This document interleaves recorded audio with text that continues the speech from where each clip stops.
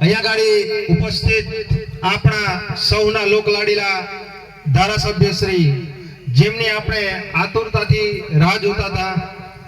અમને 1:30 વાગ્યાનો ટાઈમ આપ્યો હતો, પણ તેમ છતાં અમે ઘણા બધા લેટ આવ્યા છે. એ બદલ દિલથી તમામ ભાઈઓ બહેનો અને આગેવાનશ્રીઓનો હું અમારા ટીમ તરફથી દિલથી માફી ચાહું છું.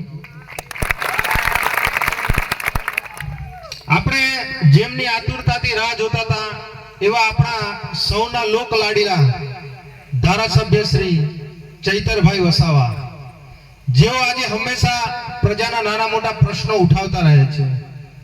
એ જાત પાત, અમીરી ગરીબી બધું છોડી ગમે ત્યારે પણ કોઈ પણ નાના મોટા પ્રશ્નો હોય અને પ્રજાની સમક્ષ ઊભા રહે છે. એમના માટે પહેલા તો આપણે એક શેર કરીશું. સો સુનાર કી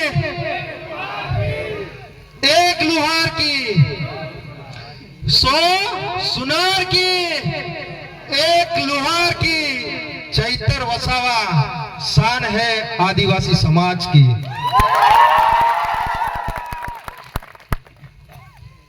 તો એમના માટે આપણે એકવાર જોરથી તાળીઓના ગણગણાટથી એમને આજે આપણે વધાવી લઈએ. એવા હંમેશા આપણા પ્રજાની પડખે ઉભા રહી અને હંમેશા જે પણ જગ્યા પર શોષણ થતું હોય, અન્યાય થતું હોય અને હંમેશા વિદ્યાર્થીઓની સાથે રહેવા વાળા એવા આપણા યુવરાજસિંહ જાડેજા આપણી આંગણે પધાર્યા છે. એમનો પણ આપણે તાળીઓના ગણગણાટથી એમનું સ્વાગત કરી લઈએ. છોટાઉદેપુર જિલ્લાના પ્રમુખ શ્રી એવા રાધિકાબેન રાઠવાનું પણ આપણે અહીંયા સ્વાગત કરીએ છીએ.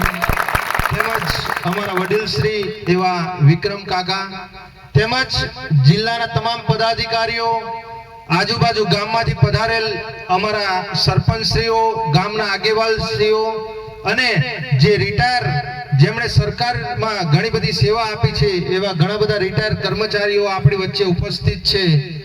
અને પ્રિન્ટ મીડિયા, ઇલેક્ટ્રોનિક મીડિયા અને તમામ પોલીસ કર્મી મિત્રોનો અમે આમ આદમી પાર્ટી પરિવાર તરફથી દિલથી હાર્દિક સ્વાગત કરીએ છીએ. મિત્રો, પ્રશ્નો તો ઘણા બધા છે. આપણા વિસ્તારમાં ઘણી બધી સમસ્યા છે. ઘણા બધા આંદોલનો ભૂતકાળમાં થયા છે અને ઘણા બધા રજૂઆતો પણ આપણે કરતા આવ્યા છે.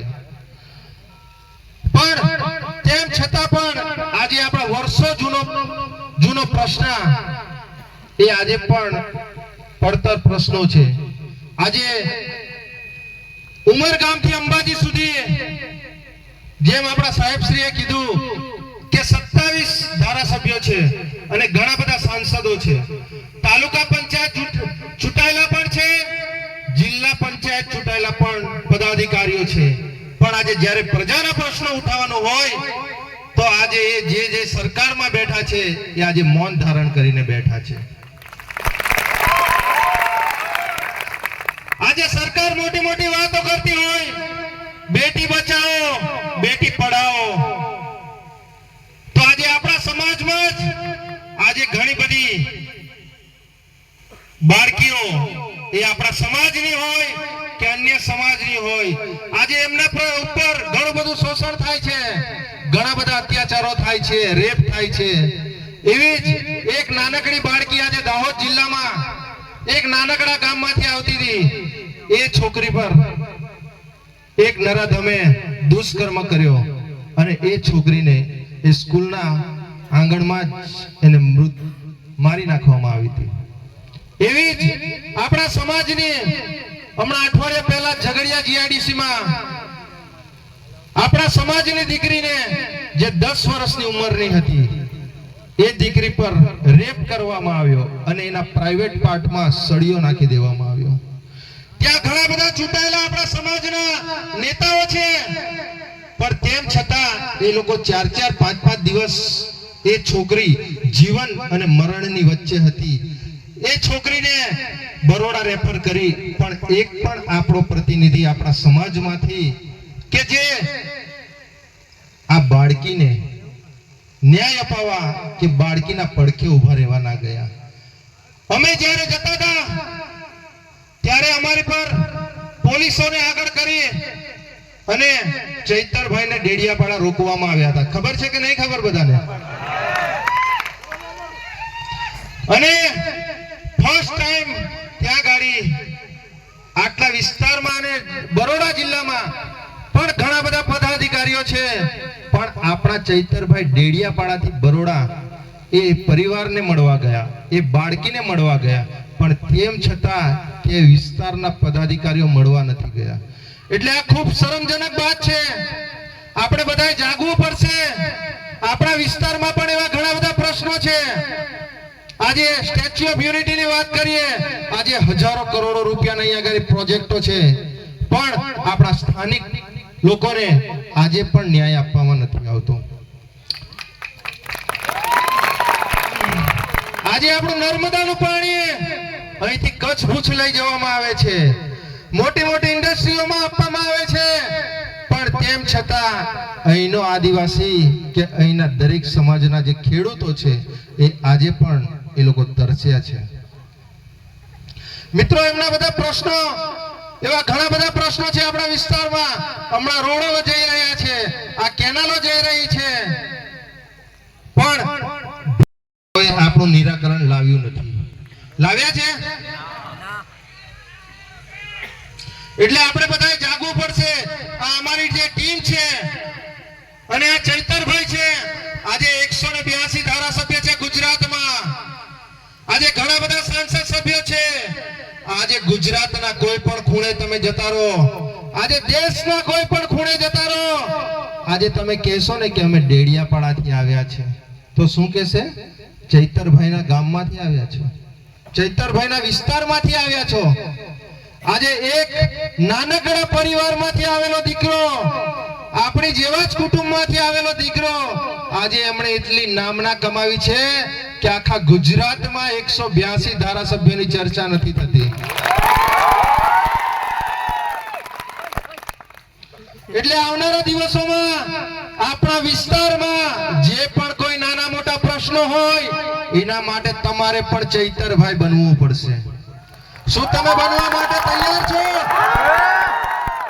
શું તમે ચૈતરભાઈ બનવા માટે તૈયાર છો?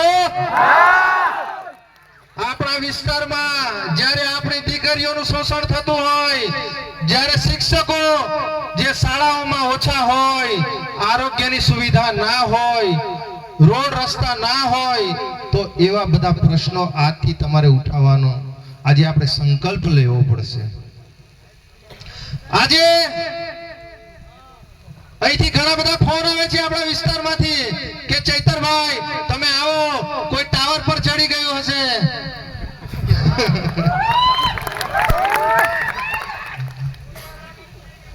બરાબર. એટલે આમાં શું છે, ચૈતરભાઈ એક જ છે. હવે ચૈતરભાઈ નું અઠવાડિયા 10-10 દિવસથી કાર્યક્રમો ફિટ હોય, હવે એ ક્યાં ક્યાં જાય? હે? એટલે આપણે એટલી બધી ડિમાન્ડ બી નહીં કરવાની કે દરેક જગ્યાએ ચૈતરભાઈ આવીને ઉભા રહે.